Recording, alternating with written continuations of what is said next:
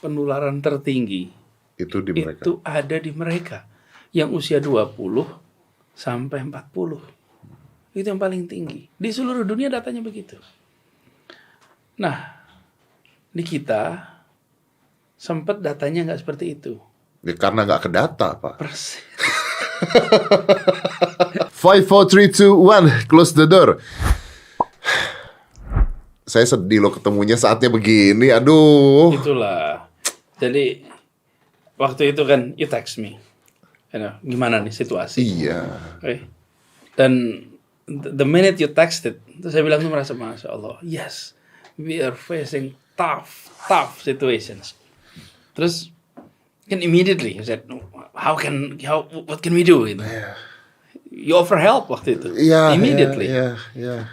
Terus saya bilang, Mas Dedi, kita ini punya tantangan yang besar, yang saya harus sampaikan apa adanya, bahwa ini nggak gampang, ini akan panjang, dan kita yang sudah monitor ini dari awal tahu persis bahwa apa yang terjadi di negara-negara lain adalah sumber pelajaran buat kita. Karena itu, jangan anggap Indonesia beda. Kita sama-sama manusia. Virus ini nggak kenal sosial ekonomi. Kenapa Bisa kalau kena siapa saja. Jadi waktu dengar that text dia, saya waktu itu langsung bilang, Mas, bantuin dong jangkauan teman-teman muda. Karena pada waktu itu kita merasa ini adalah satu masalah yang harus dikerjakan seluruh komponen masyarakat, pemerintah dan masyarakat. Dan teman-teman muda harus sadar bahwa tingkat penularan tertinggi itu di mereka. itu ada di mereka yang usia 20 sampai 40. Itu yang paling tinggi. Di seluruh dunia datanya begitu. Nah, di kita sempat datanya nggak seperti itu. Ya, karena nggak ke data, Pak. Persis.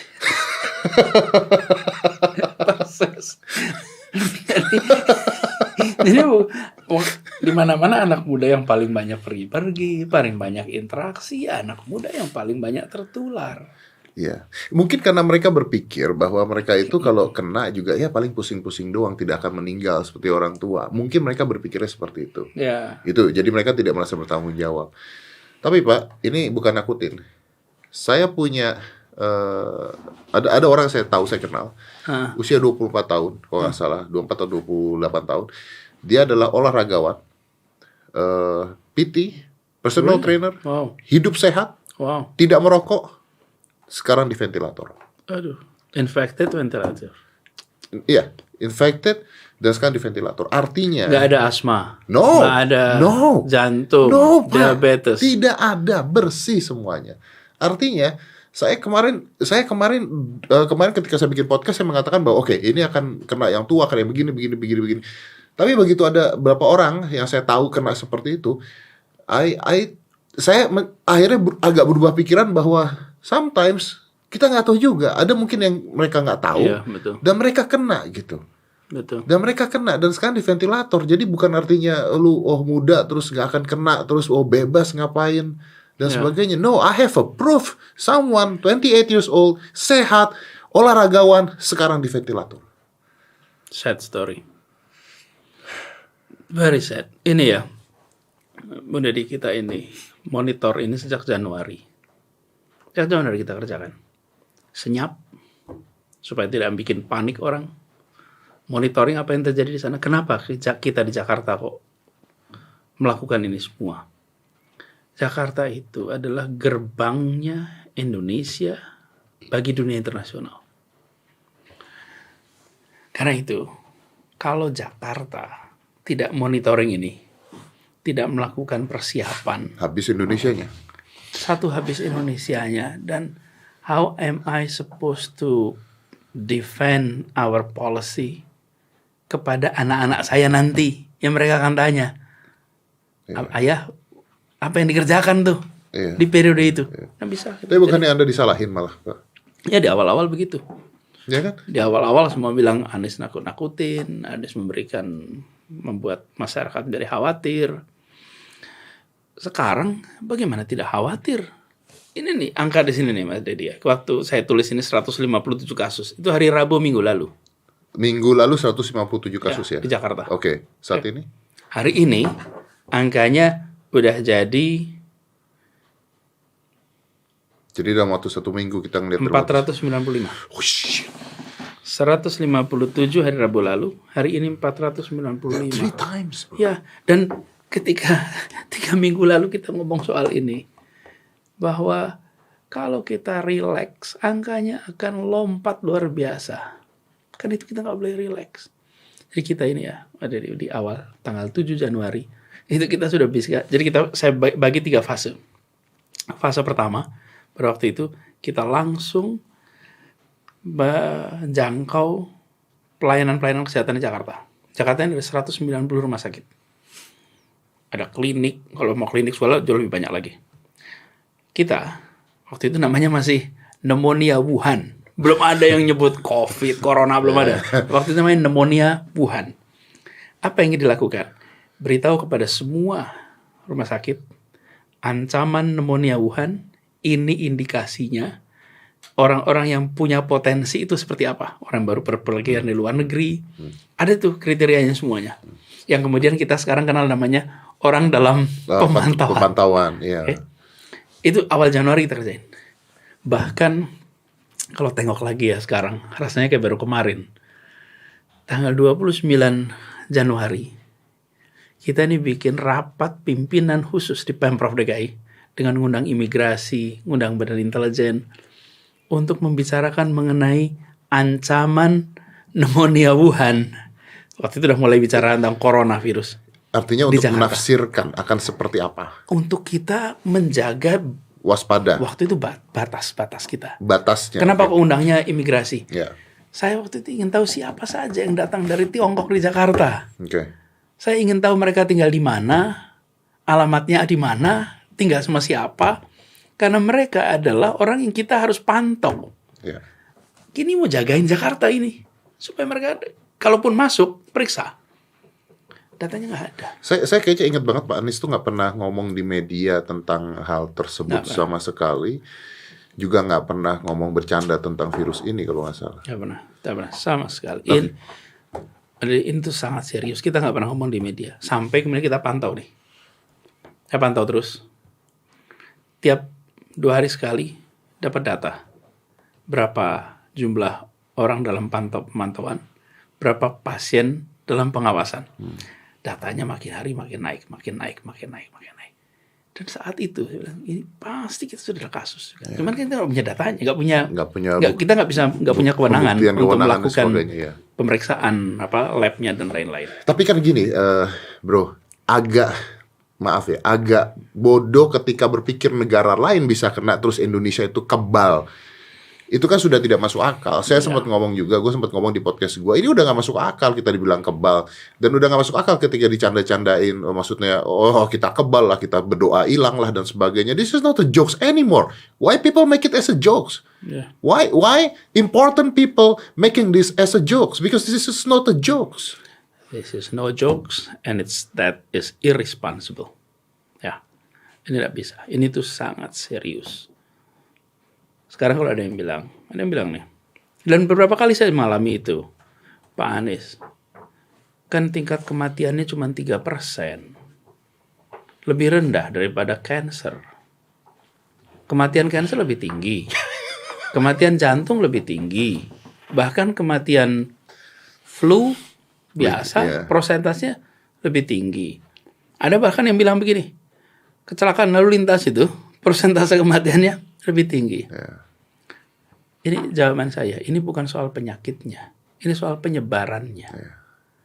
Banyak orang terlalu lama membicarakan soal penyakitnya. Oke, ketika ada 100 orang, lalu 3 meninggal, 97 itu sehat, maka dibilang case fatality rate-nya 3%. Kalau kejadian-kejadian penyakit-penyakit itu tidak bersamaan.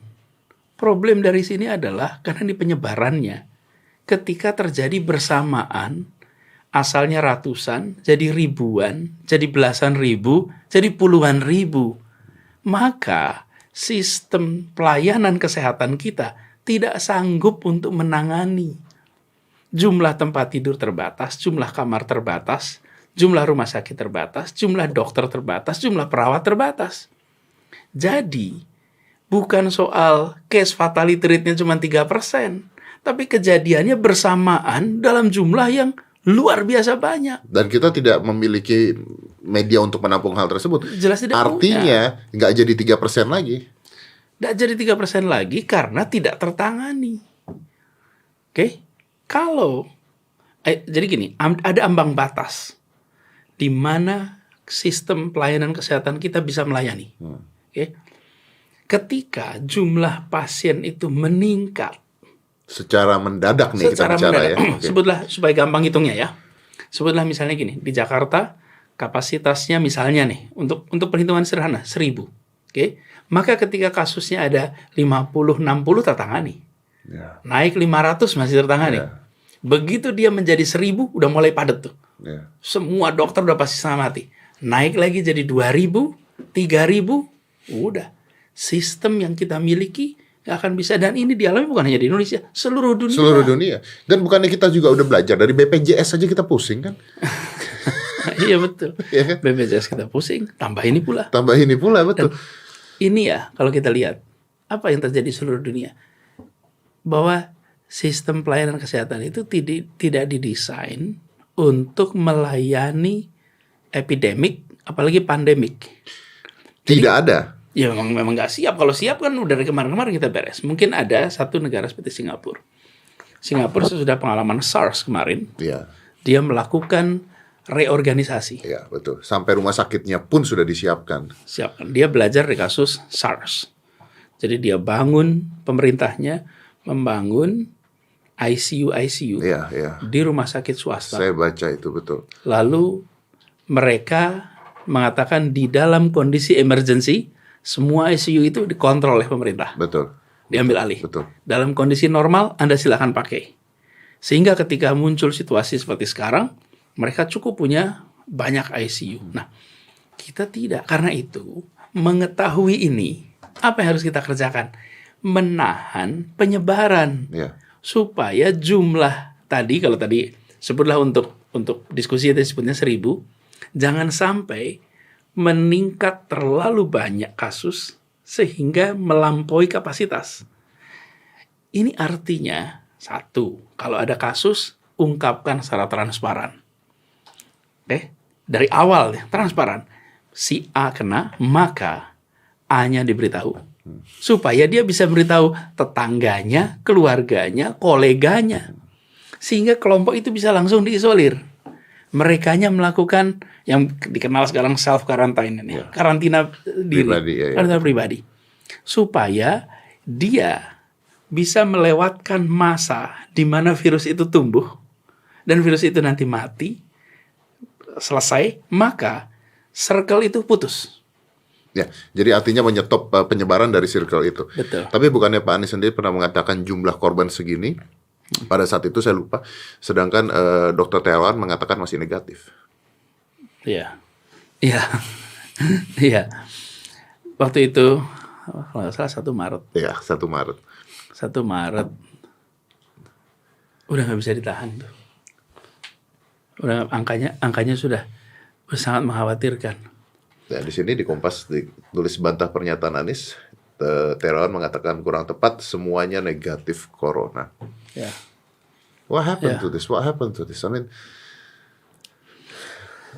ya, gini, saya bisa jawab yang bagian saya. Oke. Saya memonitor informasi tentang COVID ini terus-menerus dari mulai Januari, Februari.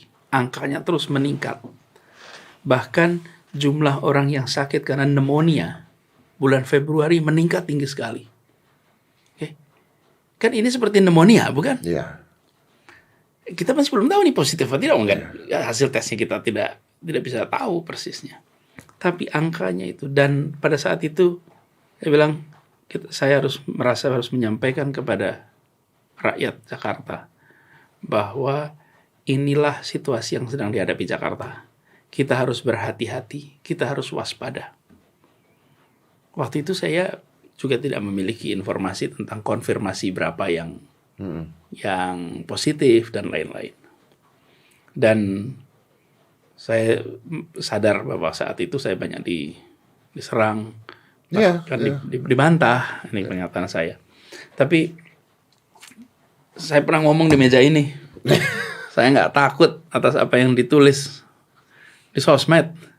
Saya lebih memikirkan apa yang ditulis sejarawan besok. Mereka nanti akan melihat ini semua pakai data lengkap, apa yang kita kerjakan benar apa tidak. I better do the right things. Ya, tapi when you do the right things, kan kadang-kadang tidak semua kebenaran harus disebarkan. Bisa menakut-nakuti rakyat, bisa membuat rakyat pusing. Because I've been talking to you ya. Tadi saya ngobrol dengan Pak Anies dan memang ini menyeramkan gitu loh. Kalau ini masyarakat semuanya tahu, masyarakat belum tentu siap loh, bro. What do you think about that? Masyarakat kita belum tentu siap menerima kenyataan bahwa wow, this is a little doomsday. Ya, kita udah lihat Itali. Dan kita mungkin menuju ke sana gitu bisa. Jadi mudah-mudahan tidak. Tapi kita tuh udah lihat. Saya belum mengatakan soal Itali ini berkali-kali udah lama. Saya mengatakan bahwa yang terjadi di sana itu adalah denial. Merasa bahwa itu nggak akan terjadi pada kita. Tapi tidak bersiap. Oke. Jadi saya sampaikan kepada semuanya. Kita bersiap. Ini fase awal, urusan kesehatan kita siapin. Fase yang kedua, semua jajaran Pemprov disiapin. Untuk mulai sosialisasi, untuk antisipasi, itu siapin tuh. Jadi kitanya, meskipun kita mengatakan misalnya nih, insya Allah Indonesia aman, tapi bukan berarti nggak siap-siap. Loh, bukannya kita udah belajar. Kan Cina udah kejadian lama. Ya. Kan kita bukan super ras yang beda dengan mereka gitu. Maksudnya, kan itu sudah belajar. Kita harusnya tahu dong apa yang akan terjadi. Cina ke Indonesia dekat kan ceritanya. Why? Kenapa kita kecolongan? Saya menganggap ini kecolongan, Pak, sebenarnya. Ya. Nah, karena itu saya merasa bertanggung jawab untuk menyampaikan kepada masyarakat. Yuk kita waspada. Oke? Ini angka orang dalam pemantauan sudah sekian. Waktu itu tuh. Kemudian pasien dalam, ini pasien loh. Pasien dalam pengawasan itu udah sekian. Saya minta pada publik, yuk kita bersiap. Nah ternyata dibantah. Kemudian dua hari kemudian ya mungkin, kemudian Bapak Presiden mengumumkan ada 2 kasus. 2 kasus di Depok. Pertama. Ya.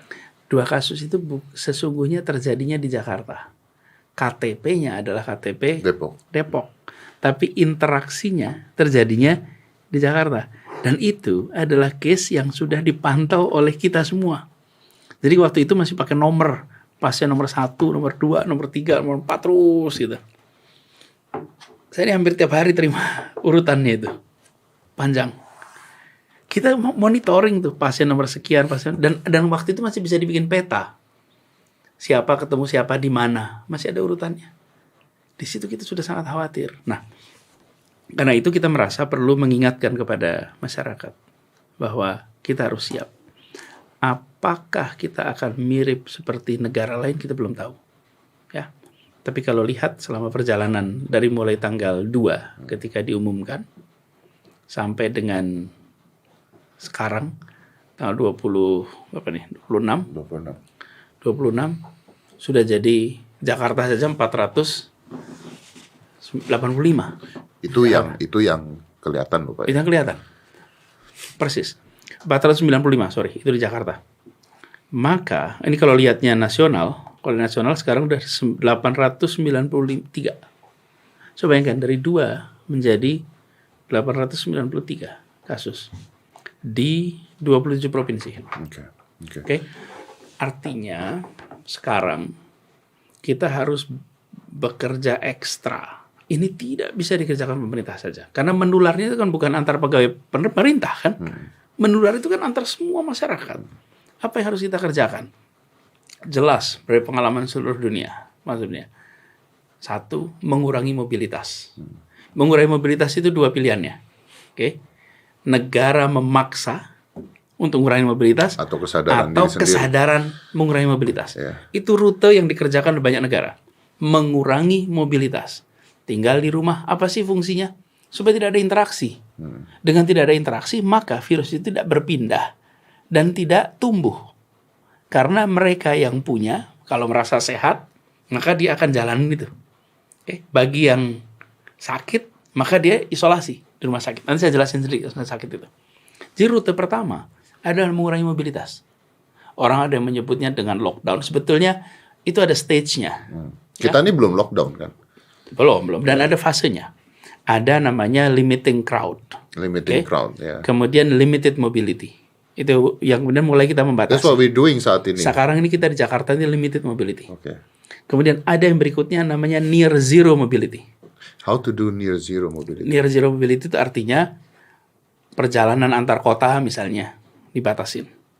Kemudian kegiatan antar negara dikurangi. Lalu toko-toko yang buka hanya yang kebutuhan pokok primer. Biasanya essentials goods biasanya sebutnya. Nah, tapi ada satu lagi namanya zero mobility. Ini yang lockdown ini. Zero mobility. Nah, inilah rute kalau dikerjakannya adalah membatasi mobilitas. Jadi nggak kemudian segalanya harus lockdown. Tidak, sebetulnya ada batasnya. Ada stage-nya. Stage-nya untuk itu. Nah, lalu rute yang berikutnya, ada yang kedua nih pilihannya, adalah melakukan massive testing. Dan begitu bicara massive testing, maka testing yang paling akurat adalah yang menggunakan swab dan dicek kandungan virusnya di pusatnya. Bukan rapid test kan? Bukan rapid test. Rapid test itu potensi false negative atau negative false-nya itu tinggi. Dia lihat autoimunnya ada apa tidak. Persis. Kalau nggak salah sekuler. Dan kalau nggak salah Malaysia malah melarang adanya rapid test. Ya, jadi kalau rapid test ini yang dites adalah memang betul kita menguji apakah sudah ada imun, betul, apa udah ada antibody. Ya, tapi kalau dia asimptomatis, tetap aja jalan-jalan nyebarin penyakit. Ya, itu bahayanya. Jadi bahayanya adalah begini. Kalau dia dites negatif, ya, dites negatif, maka prosentase benarnya itu ada potensi meleset 30-an%. Ya. Artinya dia asimptomatis ya. Dia dapat tapi tidak merasakan apapun pada saat itu. Kalau disebut positif, maka 70% benar. Oke. Tapi ada 30% yang nggak meleset nih. Karena begini, dicek antibody, ada yang ada di badannya. Sekarang, bila seseorang sudah dapat virusnya, tapi belum menimbulkan reaksi di badan, maka ketika dicek belum ada antibodinya. Iya, antibodinya kuat. Nah, karena itu biasanya kalau tes begini, maka dilakukan di hari ke-8. Sekali testing, kemudian nanti setelah 8 negatif, maka setelah 8 hari dites lagi. Kalau itu negatif juga, artinya bisa dikonfirmasi. Tapi sesungguhnya yang paling akurat, gold standard, adalah swab. Ya, tapi kita bisa nggak ngelakuin mass test? Oke, nanti saya cerita ini soal lakuin mass test ini ya. Jadi rutenya gitu, satu testing. Apa sih fungsinya testing itu? Terus kenapa kalau testing? Begini fungsinya. Fungsinya itu adalah kita ini balapan sama virus. Iya, betul. Jadi yang ini bukan semata-mata soal penyakitnya. Ini adalah perang menghentikan penyebaran. Ya karena begini, sorry saya potong Pak Anies. Karena gini, penyakitnya sendiri nggak bisa diperangi, obatnya belum ada kok. Nggak ada. Senjatanya belum ada kita kan. Iya, dan virus itu pakai apa meranginnya? Iya, artinya you limiting bagaimana virus itu bekerja dan nyebar kemana-mana. Itu yang Anda lakukan kan sebenarnya kan? Yang kita kerjakan itu. Dan ada sebagian berjenis-jenis masalah begini yang tidak bisa keluar vaksinnya. Jadi orang bilang, oh nanti ketemu vaksin. Coba seperti contoh, dengue. Sampai sekarang belum ketemu vaksinnya. Demam berdarah tuh. Oke, jadi, dan ini jenis virus yang komplikasinya sekompleks itu. Saya terusin gini. Jadi, kalau kita punya dua rute nih. Satu adalah limiting mobility. Yang kedua adalah testing. Massive testing nih. Kalau kita mengerjakan itu, apa sih balapan? Begitu kita tahu siapa positif, maka kita langsung bisa ngetes yang ada di sekitarnya. Langsung mereka isolasi. ketemu lagi isolasi, sehingga virus itu nggak nyebar. Jadi kita ini seperti berlomba menghadapi cepat-cepatan. Ini bergerak. Nah, caranya apa? Testing, positif, masuk. Positif, masuk. Okay. Positif, masuk. Okay. Positif, masuk. Yeah. Kalau ada yang lolos, dia berpotensi nyebarin di tempat lain. Yeah. Karena itu masif testing menjadi penting. Yeah. Okay. Sekarang kapasitasnya. Itu sebabnya kita dari awal minta, izinkan kami di Jakarta melakukan tes di laboratorium kita. Supaya kita bisa mengerjakan ini cepat. Karena yang terjadi selama ini adalah kita ambil sampelnya, petugas kita, lalu dikirim ke pusat, ke kementerian, di laboratorium kementerian, lalu dilakukan pengujian di sana, terus nanti kita dikabarin hasilnya. Ya, jadi lama. Ya. Apa yang terjadi? Seringkali pasiennya sudah meninggal, baru dapat hasilnya. Terlambat kita. Terlambat bagi itu, dan kemudian yang kedua, kita harus mengabarkan keluarganya. Mengabarkan supaya apa? Supaya yang bersangkutan, kalau orang tes positif, seperti tadi tuh, anak umur 28 tahun, sehat, begitu dia tahu positif, keluarganya juga bisa keluarganya diberitahu, keluarganya dites, juga semuanya. Okay. Tetangganya semua. Nah, sekarang kita lihat kapasitasnya. Tuh, melihat itu kejadian, saya langsung kita kumpulin rumah sakit kita. Berapa kapasitas kita?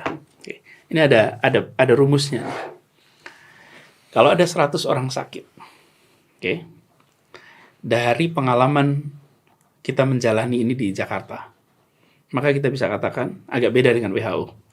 Itu 5% berat, parah, 15% itu sedang, dan 80% itu biasa. Bahkan sebagian mungkin asimptomatik. Jadi, yang 5% pertama, itu dia akan membutuhkan ICU. Siapa mereka? Orang yang punya masalah asma, orang yang punya masalah jantung, orang yang punya masalah diabetes, orang yang masalah usia. Itu 5% dan yang 15%. Intensive care dan butuh high care unit, HCU sama ICU.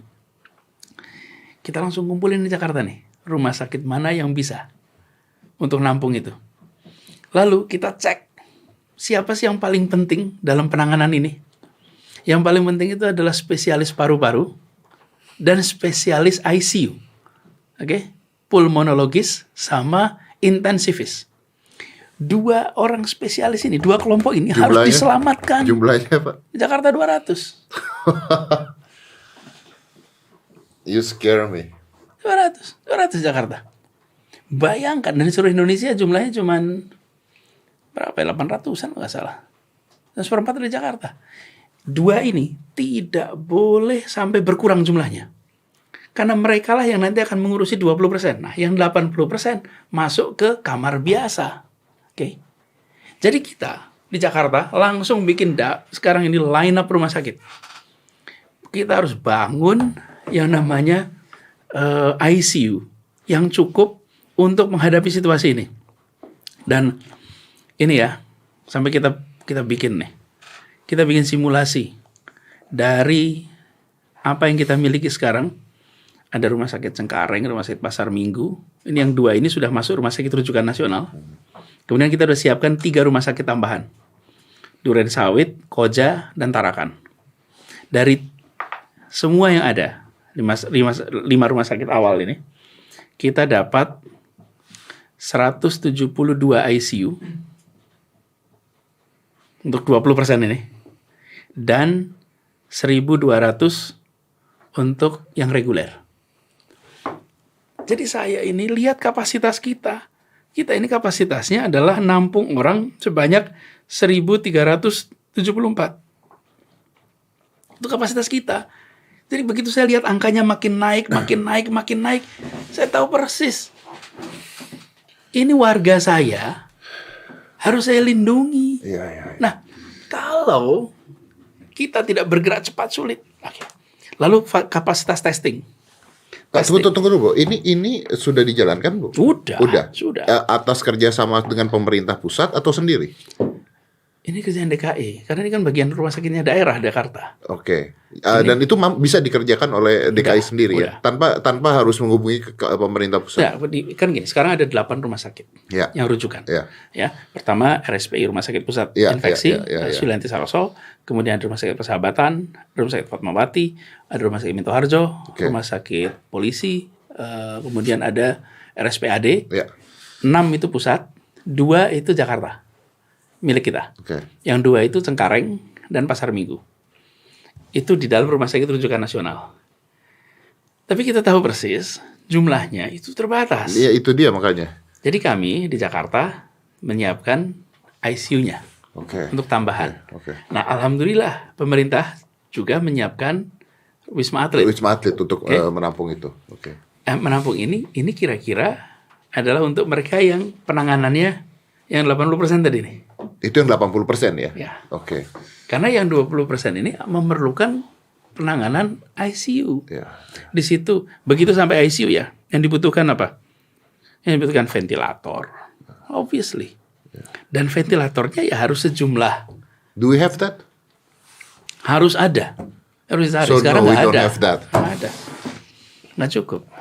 Kita dari catatan kita yang ada ini ya harus tarik dari sana sini. Bro, ini sorry nih, gua lompat dulu pembicaraannya ya. Ini kan Pak Anies dari tadi mengatakan tentang kurva, basicnya adalah kita nurunin kurvanya, nurunin kurvanya supaya ketika ada orang yang sakit, rumah sakit kita, tenaga medis kita sanggup menanganinya. Cukup tepatnya. Tapi kan kurva ini sebenarnya tidak menyelesaikan masalah kan Pak Anies. Ini nggak nyelesain apapun kan. Anda, saya nggak nyalain Anda juga karena that's the best you can do. I know that's the best you can do. Saya nggak tahu ini jadi nakutin apa enggak, tapi sebenarnya kan kurva ini anggap aja kita bisa landaikan. Penyakit ini tidak akan pernah hilang. Kalau penyakit ini tidak akan pernah hilang, artinya walaupun Anda bisa nurunin kurvanya, but this kind of life will be going forever. Dan bahkan mungkin kurvanya pun belum tentu bisa turun kalau mobilitas tetap jalan terus. Orang tetap jalan terus nih kegiatan, perpindahan itu kan berarti jumlah yang merasakan atau tertular naik terus kan? Dan kita melihat sekarang trennya begitu. Naik terus nih angka. Bahkan Jakarta ini punya 190 rumah sakit. Jadi kita dengan 10 juta penduduk ada 190 rumah sakit itu it's truly a blessing in a way untuk populasi Jakarta. Kalau di luar Jakarta jumlah rumah sakitnya nggak sebanyak itu. Jadi saya terus terang mengkhawatirkan ketika terjadinya di luar juga. Karena itulah kami menganjurkan kepada penduduk Jakarta jangan tinggalkan kota ini. Anda ngomong gitu nanti ketika mudik ini gimana nih mau Lebaran? Sebaiknya sih. Are we gonna lockdown? Sebaiknya jangan mudik dulu. Ya, but you cannot say that to people. Mereka akan tetap mudik. Sebaiknya jangan mudik dulu. Kalau sayang sama orang tua di kampung halaman, sayang sama orang tua di kampung halaman, jangan pulang dulu untuk periode ini. Karena bulan depan mulai puasa. Dan saya rasa ini masih belum selesai. Sampai sekitar belum. Masih perlu waktu. Jadi dengan situasi seperti itu, kita harus sampaikan apa adanya. Bahwa ini kita akan memasuki masa yang menantang. Apa yang sedang terjadi sekarang adalah masalah kesehatan. Masalah kesehatan ini sudah terbukti di seluruh dunia menghasilkan masalah ekonomi. Udah terbukti. Stock market di mana-mana turun. Currency market menunjukkan nilai tukar di mana-mana volatile. Jadi financial impact-nya sudah mulai muncul. Setelah financial impact nanti akan economic impact-nya akan muncul. Kalau economic impact tidak terkendali akan muncul social problem. Nah, karena itu penting untuk mengendalikan masalah kesehatan ini supaya tidak menular jadi masalah ekonomi. Itu harus dikendalikan cepat. Nah, kami melihat langkah yang kita harus lakukan, terutama kalau terkaitan Jakarta, adalah menurunkan jumlah tadi, curve-nya itu. Apa sih yang dikerjakan dengan curve itu? Ada dua. Satu adalah menurunkan penularan dengan cara membatasi mobilitas. Karena itulah kenapa kita tutup sekolah. Tutup sekolah ini, bro, ini pesannya jelas tutup sekolah itu. Apa sih sebabnya kenapa tutup sekolah? Pertama, anak-anak yang terbukti terinfeksi Carrier kan Pak. itu kecil, tapi carrier. Iya. Dan anak-anak nih kalau ketemu anak kita peluk-peluk pula. Betul. Anaknya happy, Orang tuanya sakit. kita peluk, kita cium, ya sudahlah, anak ini nularin. Yang kedua, anak itu kalau sekolah, dia diantar. Di Jakarta ada 1,5 juta anak sekolah. Oke. Kalau 1 juta anak sekolah itu diantar, sebutlah yang SMA, SMK nggak diantar gitu. Tapi yang SD, SMP diantar misalnya, apa yang terjadi? Maka 1,5 juta plus pengantarnya, jumlahnya 1 juta, berkegiatan setiap hari, pagi siang. Itu potensi penularan menjadi tinggi. Terus yang ketiga, sekolah ada tentang anak-anak. Kalau ini adalah masalah berat, kalau ini adalah masalah yang perlu perhatian, lalu kita bilang pada semuanya kurangi kegiatan, tapi anak-anak tetap sekolah, apa yang terjadi? So this is not a big deal. Yeah. School is still open. School still open. Let's go somewhere. Let's have fun. But if school is closed, we can send a strong message to everyone. Something wrong is happening. This is serious. Yeah. This is very serious. Nah, jadi dengan cara, makanya sekolah tutup, tempat hiburan tutup, Car Free Day tutup. Itu semua kita lakukan dalam rangka menahan potensi penyebaran. Tapi we need cooperation of everyone. This is not only about government. This is about us. It's about you. It's about every one of us. Okay. Jadi, let's take our part. Saya pernah bilang waktu itu, kalau zaman orang tua kita dulu, kalau untuk bela negara itu dipanggil perang. Kita ini sekarang untuk bela negara sulit istirahat. Rebahan aja di rumah. So let's do that. Yeah. Nah, terus ada yang kedua yang kita lakukan adalah mereka yang punya resiko tinggi, yang masuk kategori 20% itu ditarget untuk kampanye. Siapa mereka? Lansia. Ditarget untuk kampanye.